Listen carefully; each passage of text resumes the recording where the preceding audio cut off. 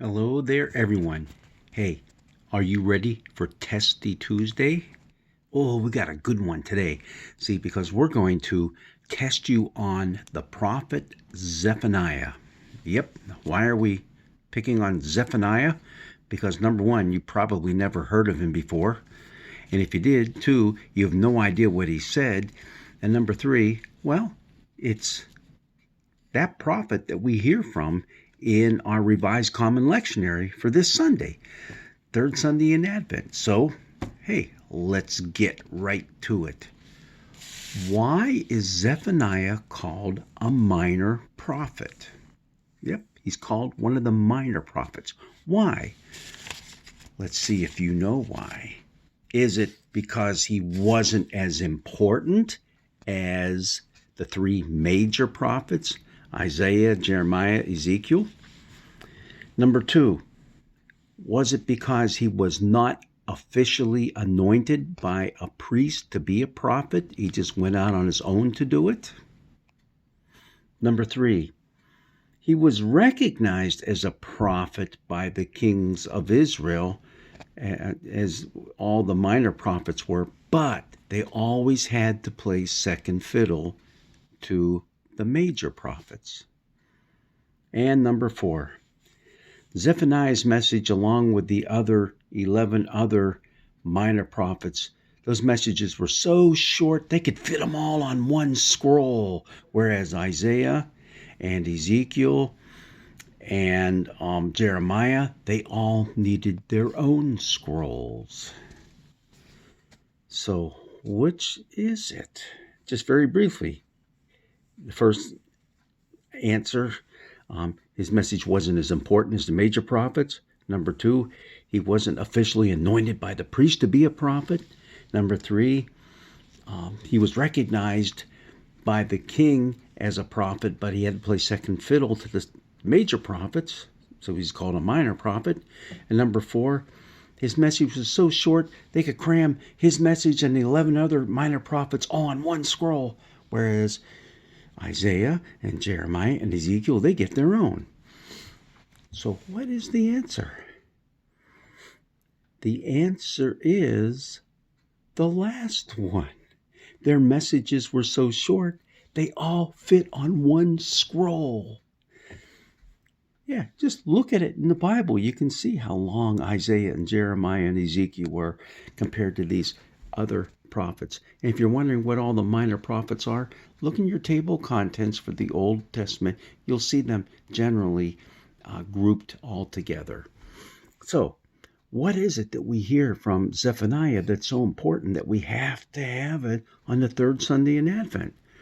Okay, let's listen to part of it. This is from the third chapter, verses 14 through 20. Just a part of it. Sing aloud, O daughter Zion. Shout, O Israel. Rejoice and exult with all your heart, O daughter Jerusalem. The Lord has taken away the judgment against you. He has turned away your enemies. The King of Israel, the Lord, is in your midst. You shall fear disaster no more.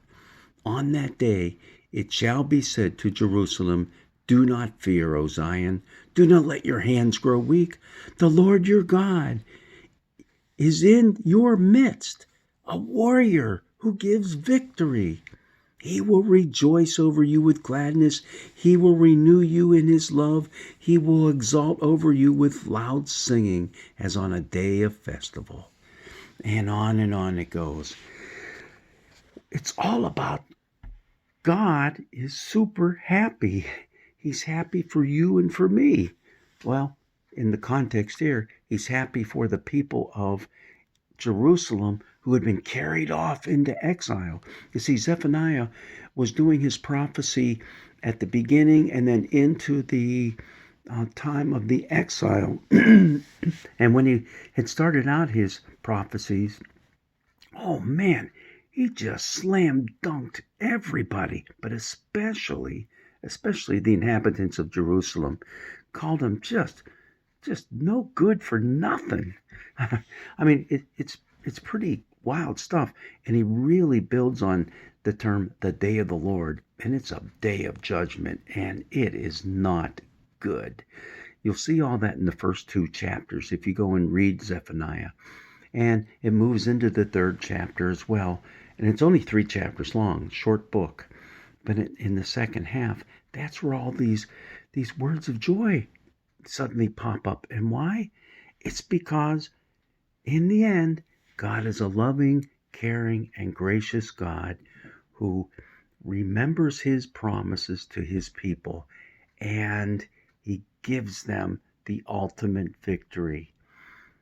All the enemies will be driven out. They will come back home again. And it's such a good time that basically God does a happy dance. And that whole feeling of joy and happiness flows into our lives as well. And that's what we celebrate on the 3rd Sunday of Advent. You may notice on the Advent candles, if you use 4 purple candles, you notice that one of those purple candles isn't purple, it's pink. Or 4 blue, well, one of the blue ones isn't blue, it's pink. Pink signifying joy. This is the Sunday of joy, and you'll see that through all of the different scripture lessons that we have. But it's all because God is God. God remembers his promises toward us. God wraps his loving arms around his people, even his people who have really gone astray and have deserved the judgment that they got. But now God restores, God reconciles, God brings us back into the fold. What a message we all need to hear, right? We can stray, but God always has wide open arms to bring us back home. Will you be home for Christmas? God's blessings be with you.